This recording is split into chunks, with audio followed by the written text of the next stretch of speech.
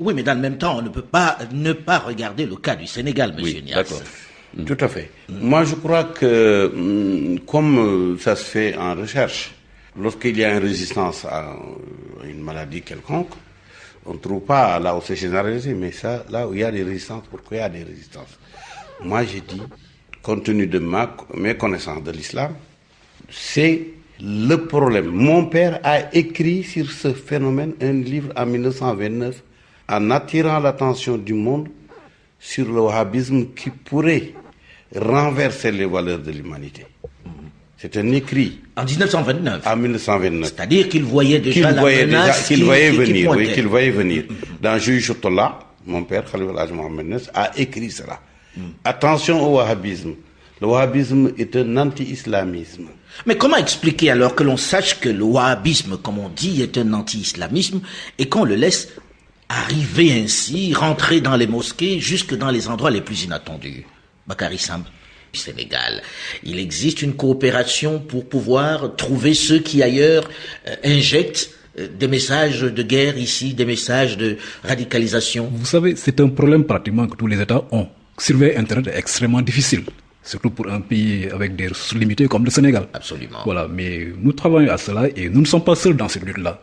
Le Sénégal, à lui tout seul, ne pourra pas faire face au phénomène. Donc nous avons des partenaires aucun État, un peu partout. Aucun pays, voilà. Donc nous travaillons avec nos partenaires français, américains et les autres pour échanger nos informations et nos renseignements.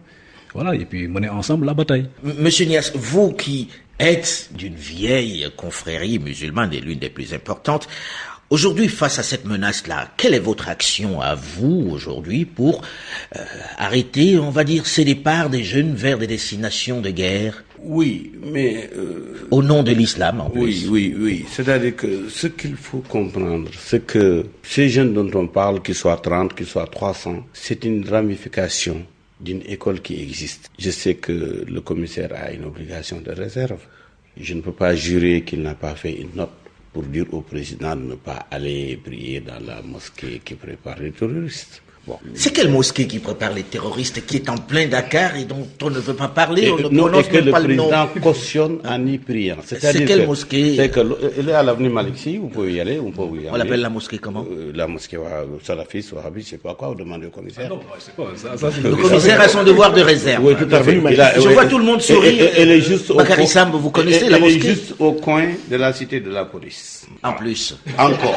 On va clairement parler de complaisance de la police lorsqu'on écoute cela. Lorsque le président saute 1000 mosquées et qu'il va prier dans une mosquée, il y a un message. Le message, c'est qu'il légitime ce que font ces gens-là. C'est une sorte de repentance par rapport, pour lui, à Charlie Hebdo. Il a fait Charlie Hebdo, c'était un mal. Il fait un bonus pour compenser le malus. Malheureusement, le temps tourne vite. Nous arrivons au terme de ce magazine. On reviendra en parler.